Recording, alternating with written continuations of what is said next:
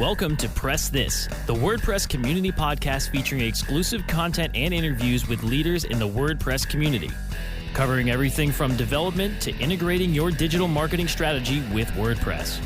Join host David Vogelpohl of WP Engine and special guests from across the community as they keep you up to speed on the latest advancements in WordPress. Let's get started. Hello, everyone. Welcome to PressThis, the WordPress community podcast on WMR. This is your host, David Vogelpohl. I support the WordPress community through my role at WP Engine, and I love to bring the best of the community to you here every week on PressThis. As a reminder, you can follow me on Twitter at WPDavidV. You can subscribe to PressThis on iTunes, iHeartRadio, Spotify, or download the latest episodes at WMR.fm. In this episode, we're going to be talking about strategies for building dropshipping-based WooCommerce stores. And joining us for that conversation, I'd like to welcome from Zendrop, Mr. Jared Goetz. Jared, welcome. Thank you so much for having me on here. Excited for our conversation today. I am excited as well. For those listening, what Jared's going to chat about are his thoughts on the strategies when building successful dropshipping-based businesses. Jared has a lot of experience in this area. He's built and grown his own dropshipping-based business and has founded and runs a business called Zendrop that specifically focuses on enabling dropship-based e-commerce businesses. So I'm sure you have a lot to share here, Jared. We're really excited to hear your view on these topics. But I'm going to ask you the first question I ask all our guests, Jared. Briefly tell me about the first time you used WordPress. First time I personally used WordPress was building my personal website. I didn't manage it and do it myself, but my team built it. And then, we realized that lots of people use WordPress and WooCommerce when we started getting flooded with emails to do an integration for Zendrop. So now we're working a lot more with WordPress on these WooCommerce e-commerce businesses with Zendrop. Okay, so you were building it for a personal site. Do you remember what year this was by chance, like roughly? It's probably like 2017. Okay, so 2017. So that's an exciting year in the WordPress timeline. I know that probably didn't have an impact on how you were thinking about building your site at the time, but this was right before the WordPress block editor was introduced, but kind of like in the thick of WordPress's swelling popularity. So it makes sense that you might have dipped your toe in at the time, but you kind of alluded to the fact that you had kind of founded this company, Zendrop, and I referenced it earlier. Could you tell us a little bit about what Zendrop does? Yeah, Zendrop basically allows you, if you have an e-commerce store and you want to sell products, but you don't want to deal with suppliers, you don't want to, source inventory, warehouse products, ship things out, you could simply go on Zendrop. We have over 500,000 SKUs of different products that you can sell. We make it so that you can add those products to your store with one click. All the data from the product goes on your store, and you can go and sell those products however you want. You could run Facebook ads or Google ads or TikTok or influencers, and you can sell products. And every time you make a sale, we get the order data into Zendrop, and we get the product shipped out to your customer either through our warehouses or through our suppliers that sign up. It's a double-sided marketplace, so we have sellers.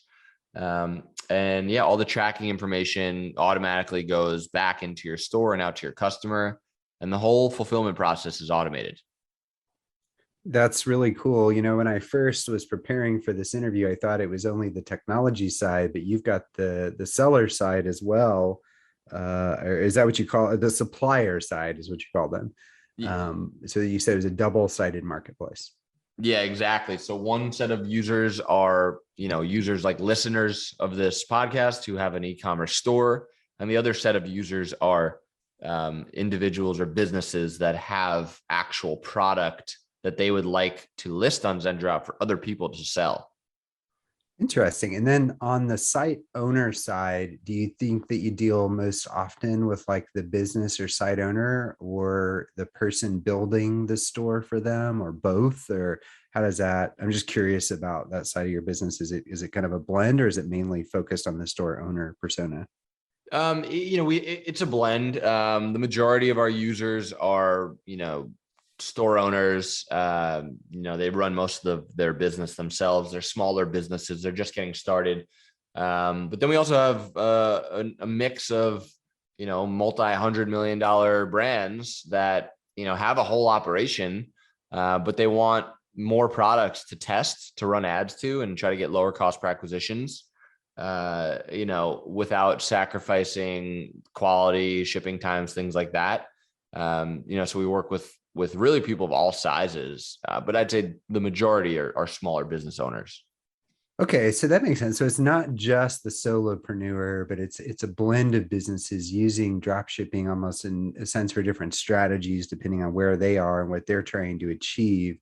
So I'm curious, like if you could unpack that a little bit, like just from the high level, like what you've already explained, of course, what drop shipping is. I think a lot of people know what it is, but what are the strategies? How are folks using the drop shipping in their e-commerce stores?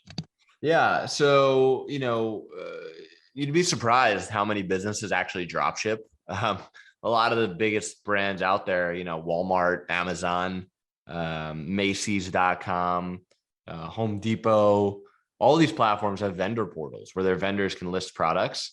And the website really just drives traffic and makes the sales. And then a lot of the vendors are actually drop shipping those products to the end customer.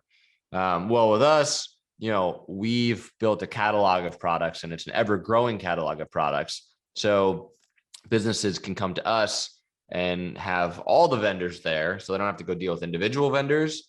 And they certainly don't need to buy inventory.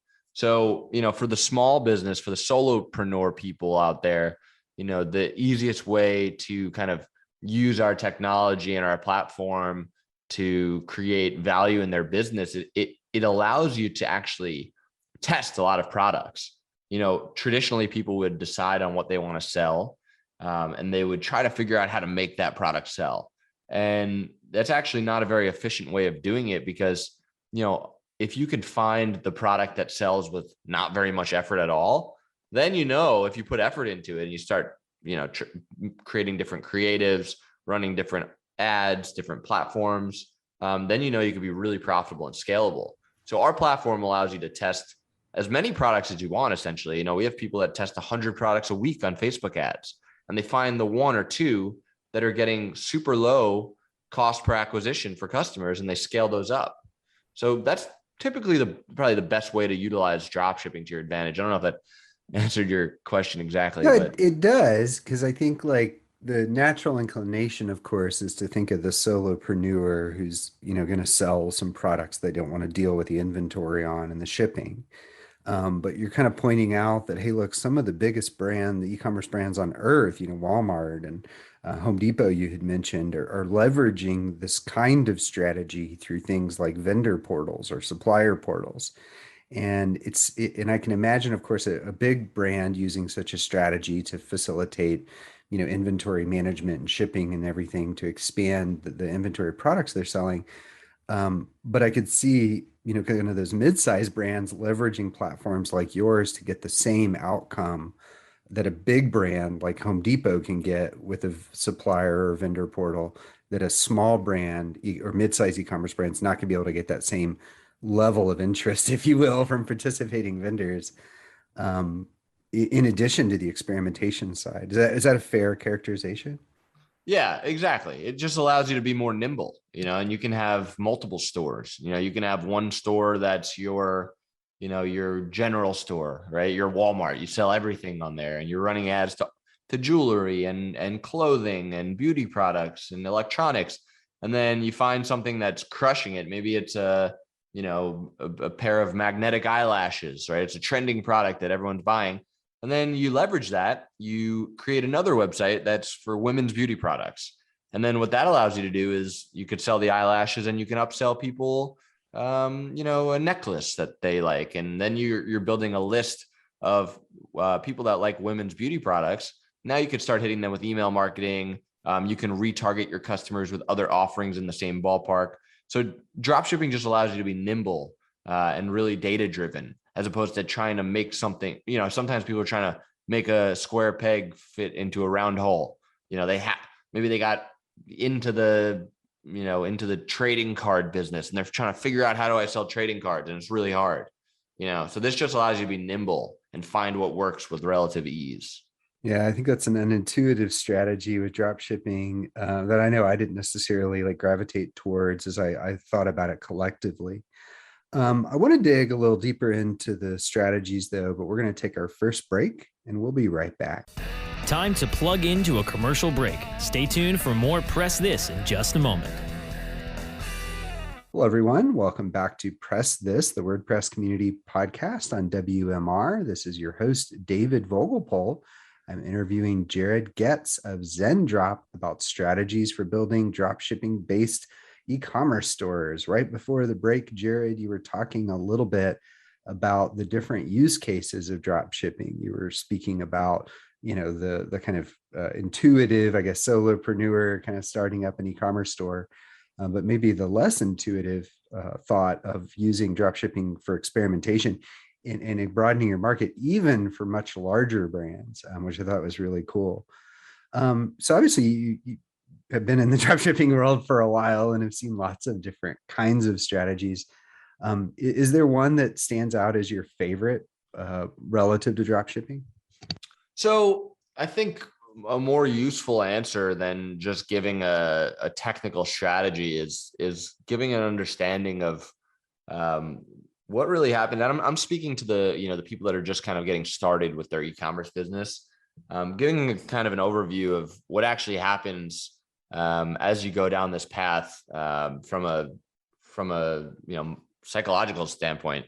A lot of people, they decide on a product. They put a bunch of effort into making the landing page perfect. They may film videos and send the videos to editors and spend money on marketing materials and do everything right. And then they launch it and it's just not profitable. And no matter what they do, they can't make a profit on it. So then they pick another product and they put a bunch of energy into trying to make it perfect. They do photo shoots, videos, all this whole, a whole bunch of work into it. And they launch it and it's not profitable. So what happens after, 3, 4, 5, 6+ times of doing this, typically people get discouraged and they're like, oh, this doesn't work. And they give up. They start to associate trying to do this with discouragement. So they're like, they don't want to do it anymore. So the high level strategy that I like to use with dropshipping is more of a psychological trick, right? It's like, put the least amount of effort, the least amount of energy, like let's say you have a scale of 1 to 10, 10 being, you did everything to make this thing perfect. You spent weeks or months on design and color and video and, you do everything for this product. And a 1 being you add it to your store and you run an image ad on Facebook, right? The quickest thing you can do. So what I like is put a 1 or a 2 effort into 10 to 100 products a week, where you're literally just adding the product to your store. You're not worrying about what the landing page looks like. You're not worrying about what your ads look like. You're just running ads to a lot of different products. And then if you run ads to a lot of products, you'll find 1 or 2 that are very profitable. And imagine if you're getting a ROI when you put in a 1 effort. Imagine what kind of ROI you'll get when you put in a 10 effort. And then imagine what will happen to you psychologically when you start to find winning products. You start to associate testing with excitement. So you're going to want to test more. And that's what kind of propels you long term. So the strategy is really put the least amount of effort as you could into the product, into testing each individual product, and put your energy into testing a lot of products. And then narrow in what works and then invest your energy in that. That really resonates for me. I think really for 2 points. One is the propensity of A/B tests to fail. A friend of mine was VP of product at Optimizely. She reported something like 80% of Bs fail to beat the A in like a landing page test. And I could see that leading to discouragement, particularly from people that are just getting into it. And it's also interesting to me because I think like all the A/B tests I've done over the years, the most effective ones were where we change the words. And really what you're saying is you're changing the most powerful words, which are the ones related to the offer or what they're going to buy. And that's one of the key advantages, it seems, of drop shipping is you can fundamentally just change your offer like in a very material way, without a lot, with it being a 1 or 2 on the energy scale, as you put it. I mean, that makes a lot of sense. Is that roughly how you think about it? Yeah, exactly. You essentially, when you're drop shipping, you have infinite offers that you can market, right? You're not stuck to one offer or 2 offers and you're trying to make those work. You have infinite offers. So then when you find an offer that works, and we can call an offer a product, right?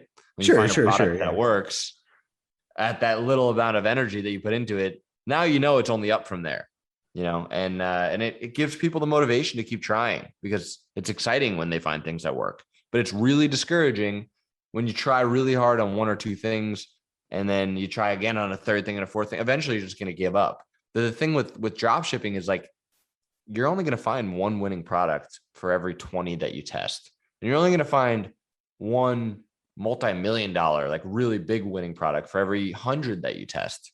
So you really got to put the energy in testing. That's the point. Yeah.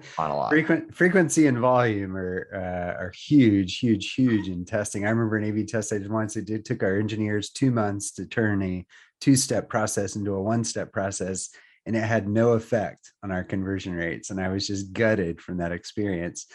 But it's really interesting to think about the power of e-commerce stores, particularly being set up in this kind of modularized content way, where you can load a new product very easily, and leveraging something like dropshipping, even like very, very easily. Like you don't even necessarily have the operational load that you would, of course, facilitating and shipping a brand new thing.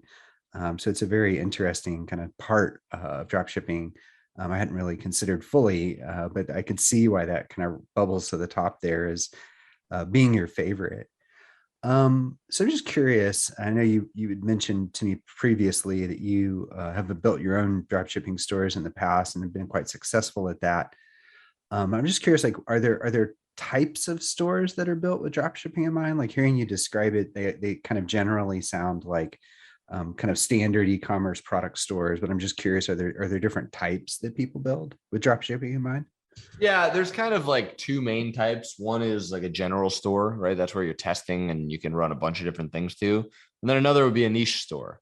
Maybe it's 1 main product that you're building a brand around with other products to upsell. You want to have a combination of both. You want to have a general store to test with. And I've actually had general stores that have done, over $10 million in sales, because I was too lazy to build out the niche store. I just kept running traffic to the general store and it worked fine. But you'll find that your conversions get better, especially if you're targeting a certain demographic and you're building a whole niche brand around it. So you want to have that like dual store dynamic when you're going about this. You find a lot of people build like swag stores and other types of things like that, where like they're not really trying to drive a bunch of financial gain. Is that, I guess swag would be branded. Maybe that wouldn't be quote drop shipping, but I'm just curious, are there other like complementary strategies with drop shipping where it's not necessarily the primary financial goal of the business? What do you mean by not the primary financial goal of the business?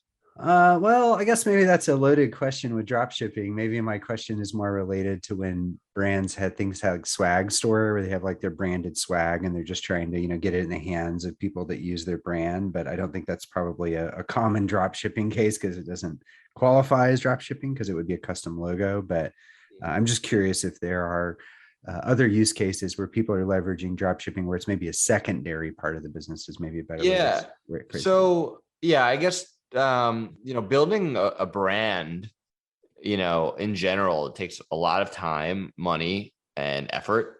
There's a critical mass of people that eventually your brand turns a profit. But in the beginning, you're spending a lot on influencers, on content, on making the brand cool, on getting a lot of people to buy into it and talk about it.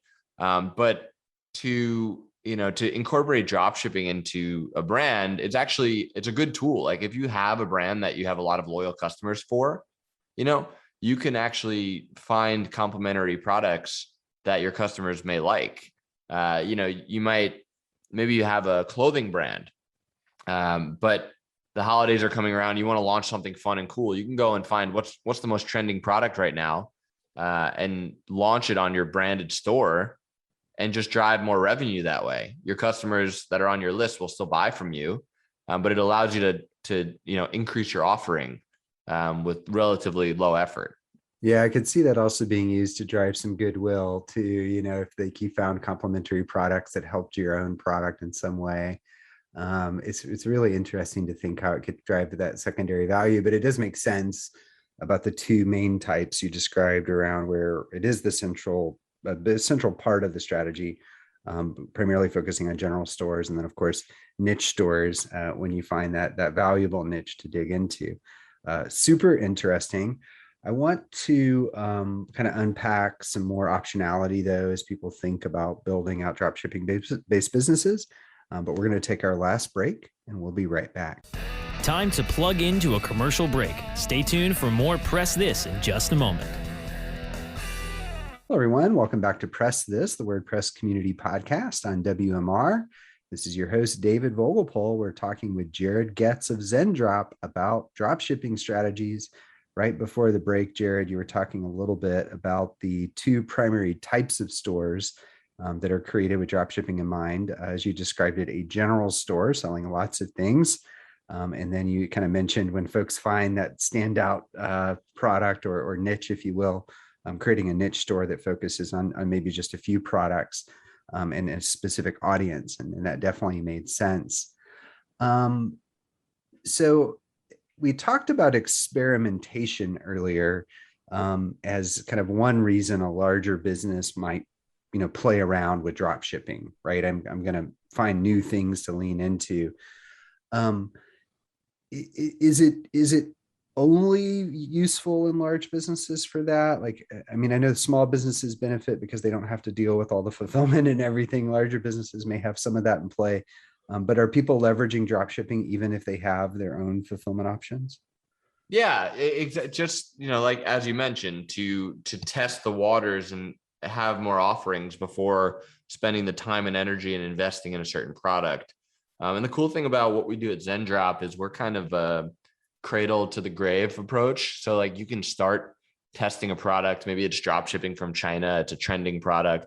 And then once it hits and you're consistently selling it, we can actually bring that product in bulk to the US, put it in our US warehouses for you. We can get custom branding on there, white labeling, make the product yours, and then cut shipping times to 2 to 3 days. So you're competitive with all the big brands out there. Okay. So that does go a little bit deeper than I was imagining. That's really interesting. So I've looked at dropshipping companies myself in the past, just for different clients and, various projects over the years.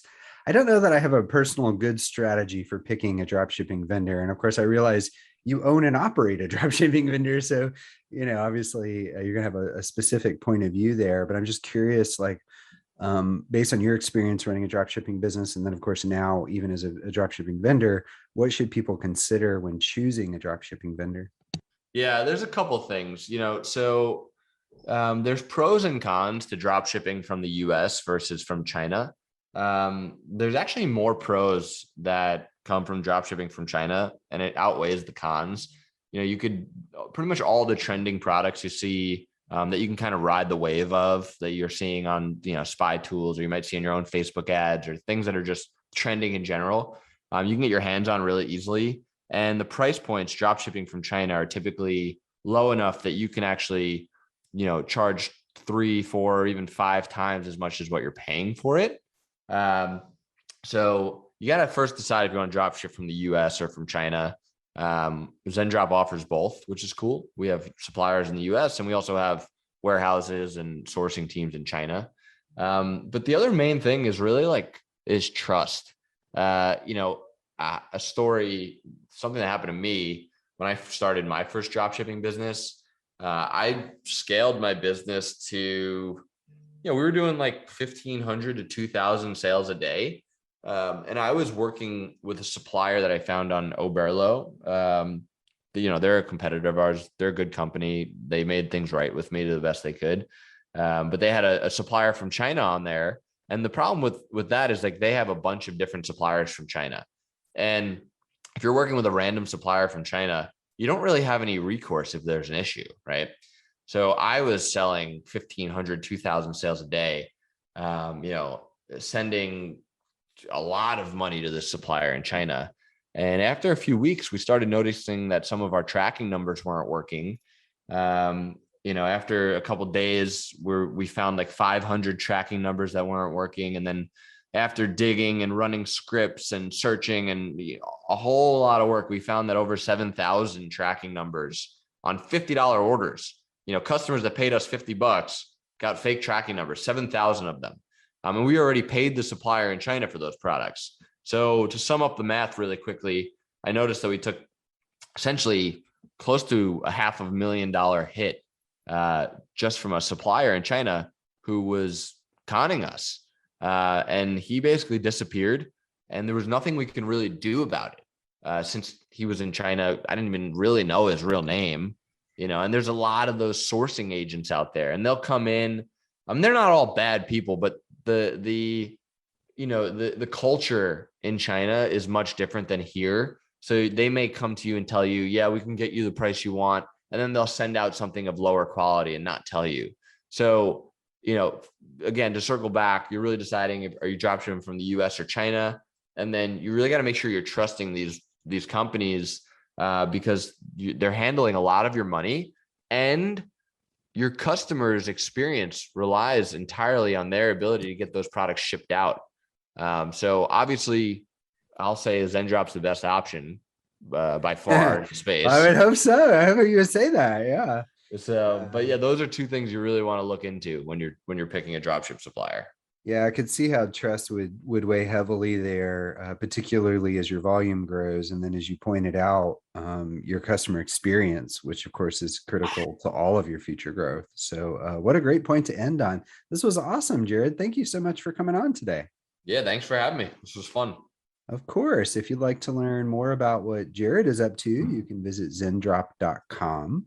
Thanks for everyone for listening to PressThis, the WordPress community podcast on WMR. This has been your host, David Vogelpohl. I support the WordPress community through my role at WP Engine, and I love to bring the best of the community to you here every week on PressThis.